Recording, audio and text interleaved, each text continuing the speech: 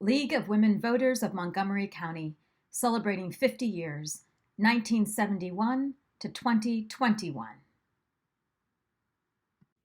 The League of Women Voters of Montgomery County began organizing in 1970 with $7.50 dues and fill-in-the-blank bylaws. Many of our founders, such as Lindsay West and Nanny Hairston, were already considered community leaders. Joining them were energized newcomers like Jean McCart. Their first step to founding a league was to study local government. League founder and future president Clara Ann Graham remembers creating an exhaustive book defining every aspect of town and county government. This was submitted to the State League, then approved at the national level. Members conducted extensive community interviews with bank presidents, PTA officers, and elected officials to find out if they knew about the league and wanted one locally. One leaguer even interviewed former Virginia Tech President Walter Newman, considered locally just a little lower than God. He was very chatty, she recalled. He has great faith in women. Anything the women of this town do will be good. He later donated $20 to the league's fundraising campaign one year. In September 1971, the good news came that we were a provisional league. The first newsletter was mailed out on October 17th to 81 members with an 8-cent stamp and addresses such as Hutchinson Lane, City. Jean McCart was our first president from 1971 to 1975. In September 1973, the Montgomery County League of Women Voters received its charter. The members were an energized group already tackling important local and national issues. Monthly newsletters ran up to 15 pages and covered everything from county garbage to the ERA to the United Nations. A candidate forum for state legislative races with biographical information and questions was held, including a relatively young Madison Marie, who became one of the best-loved legislators in the state of Virginia. Members were already hard at work on voter registration. The registrar's office in Christiansburg was the only place you could register to vote. After league pressure, the registrar agreed to stay open through lunch and on 2 Saturdays in September and October.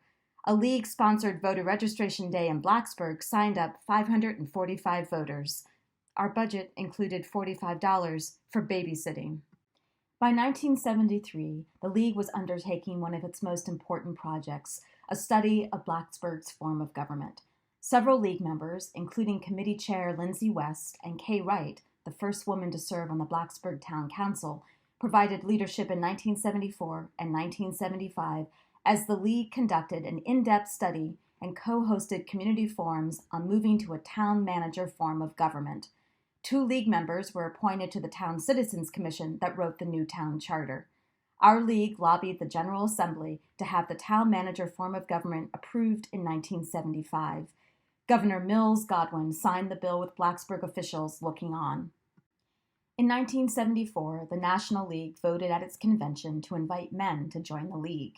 Dorothy Nywig, a state League officer, wrote to Montgomery Chair, "Since Lieutenant Governor John Dalton is a local boy, his reaction to my joking invitation to join LWV was interesting. I thought he shied away rather nervously from the idea." Dalton was from Radford and practiced law in Radford with his father, state senator and gubernatorial candidate Ted Dalton, Congressman Dick Puff, and U.S. District Judge Jim Turk. Dalton, who became governor, later wrote the League politely declining the invitation because he did not join any group engaged in lobbying. But let me assure you, however, that the League will continue to have my enthusiastic support. Blacksburg Mayor John Barringer joined the League in 1974. Jean McCart lobbied hard for the State Crime Commission's request for $6.5 million in additional money for the state's correctional system. The League was involved in issues as wide-ranging as secret votes by supervisors to land use. The League also took a stand in a fight that started here along the New River and became one of the signature national environmental victories of the 1970s. Our League's Environmental Quality Committee toured the site of a proposed Appalachian Power Company dam on the New River along the North Carolina-Virginia border, and then began lobbying federal officials. President Risa Jenssen wrote, quote, "The strong opinion that the dam should not be built," unquote. The New River as it is still echoes in our region, thanks to this battle that united groups like the League and environmental groups across the nation. The League was active in the late 1970s, supporting a bottle bill sponsored year after year by our own Senator Madison Marie, as well as lobbying for other environmental legislation. Kaye Wright, one of our founders, became secretary of the Virginia League State Board and in 1977 was State Action Chair. In 1977, our league hosted the State League of Women Voters Convention at Donaldson Brown. Jean McCart's husband then led interested convention delegates on a tour of strip mining in Wise County. Our league studied low-income housing and also launched a study, Financing Education in Montgomery County. Education funding is a familiar topic in 2021. The league, in 2020, had just concluded a 3-year study of financing the schools in Montgomery County as the COVID-19 pandemic hit. Our league and the Washington County League will propose at the state convention in May 2021 a statewide study expanding on our study's findings. In the 1980s, leaders like Clara Ann Graham, Bev Fleming, and Judy Snoke were active locally, while our former president, Jean McCart, served as state president from 1981 to 1984. McCart was also appointed by Governor Charles Robb in 1982 as vice chairwoman of the Governor's Commission to increase voter registration. Judy Snoke, league president in 1988 to 93, was state election laws chair in 1985. In the 1980s, our league lobbied our senators and congressmen for extension of the Voting Rights Act. Senator Harry Byrd Jr., whose father led the state's massive resistance to desegregation, responded that he did not support this intrusion on states' rights. Our Congressman William Wampler also opposed the Voting Rights Act, as did 9 out of 10 Virginia congressmen. Senator John Warner was as always affable and opaque. In 1982, during the era of Reagan budget cuts, the League conducted a study of women in poverty in Montgomery County.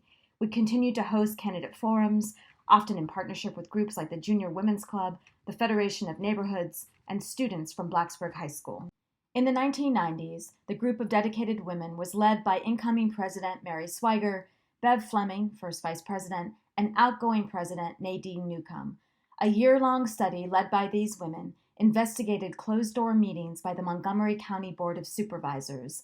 This study grew out of the League's Observer Corps, whose members found themselves locked out of supervisor and school board meetings a fourth to one-half of the time for what was called executive sessions. These closed-door sessions generated mistrust in government locally and statewide. The League study called for review and revision of the state's Freedom of Information law.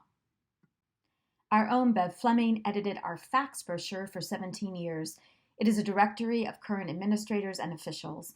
Published every year, it has been cited as an essential tool for citizens, editors, reporters, and newcomers to contact government officials. By the 1990s, Blacksburg citizens and businesses were increasingly desperate to divert U.S. four-city traffic around rather than through downtown Blacksburg. Then word began to spread that highway dollars, instead of being spent on a bypass, might be spent on a smart road to Roanoke that had no date for completion. Bev Fleming, as program director for the League, organized a community forum that for the first time informed the public about plans for the Smart Road versus the 460 bypass and started a long community debate. Eventually, we got the expanded 460 bypass. The Smart Road, with its monumental bridge, continues as a sophisticated research facility for many kinds of transportation research, including autonomous vehicles. After national embarrassment over hanging chads and outdated paper ballots in the election of 2000, the federal government gave local governments millions of dollars to buy computer voting machines. The National League supported this move to electronic voting. League President Mary Houska and members David Scheim, Lucy Goldberg, and Debbie Nuss, however, began raising concerns locally and then nationwide, challenging electronic voting machines that had no verifiable paper trail. In 2004, our league hosted a forum attended by state election officials and our own state legislators Jim Schuler and Dave Nutter. They learned that these voting machines had no paper trail for verification and were so complicated that local voting officials had no way to verify the accuracy of their totals. Our league began to lobby our legislators and the General Assembly against this type of voting machine. This did not go over well with the president of the National League of Women Voters. She wrote criticizing our league for its opposition to these voting machines and threatened to withdraw our charter. At the 2006 National Convention, however, Mary Houska moderated a pivotal caucus on the electronic voting machines that lasted for 3.5 hours. The League delegates voted 2 days later, 439 to 269, to change National League policy and demand voting machines that produced a verifiable paper trail. Virginia was one of the first states to pass such legislation. Our local League of Women Voters absolutely had an important influence on the development of a key national and state policy on verifiable voting machines. This, according to League member David Scheim. In 2008, the League began hosting Great Decisions, a community discussion group on foreign affairs with materials prepared by the Foreign Policy Association. From a beginning of about a dozen participants meeting in the Blacksburg Public Library, this group grew to more than 100 participants and outgrew its meeting space. In 2015, the League partnered with the Lifelong Learning Institute, and the course now enrolls as many as 200 participants. Nancy Warren and Jane Sprague did the work of organizing until then. Tamara Hodson organized the sessions and developed volunteers from Lifelong Learning and the League from 2015 until 2020. Former League President Carolyn Rood continues to be one of the key leaders for this program.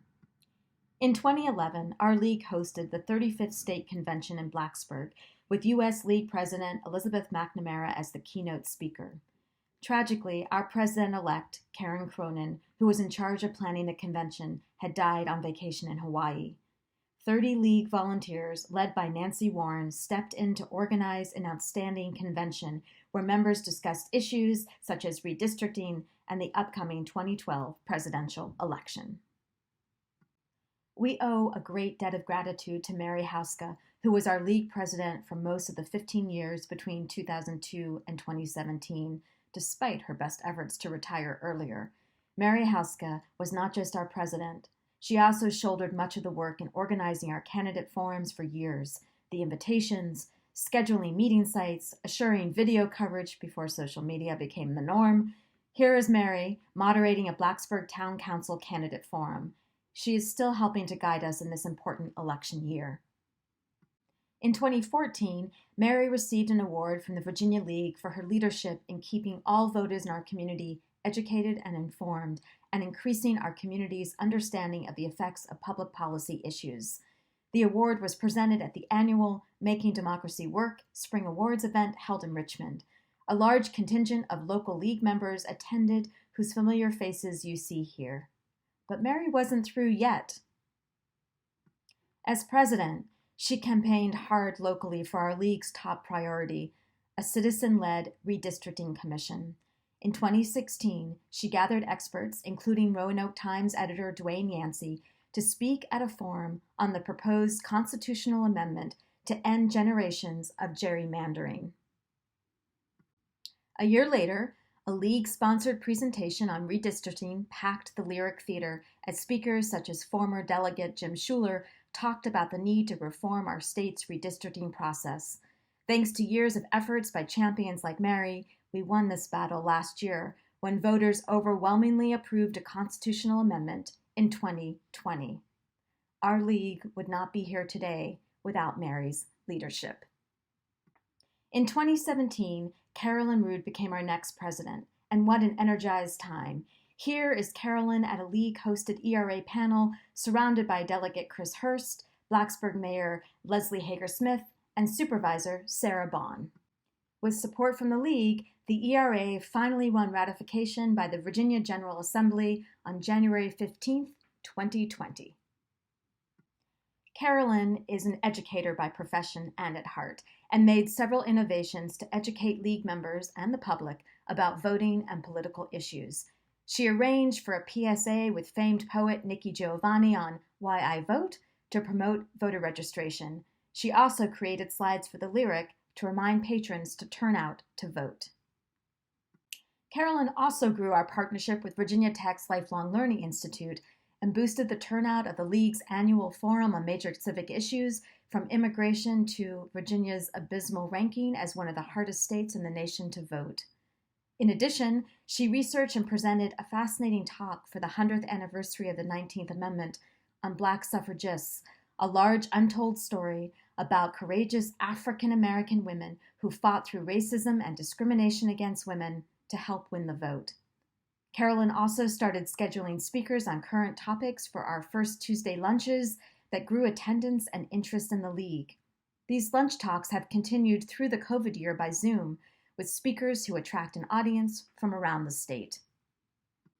Today, we continue to build on these strong leaders. In 2019, Beth Obenshain and Deborah Travis were elected our League's current president and vice president, together with Linda Plaut as secretary and Allison Wilson and Susan Murakawa as co-treasurers. With team leaders and a commitment from a board, we are working on an array of projects from helping to register high school students to organizing a statewide study of equity and funding of public education.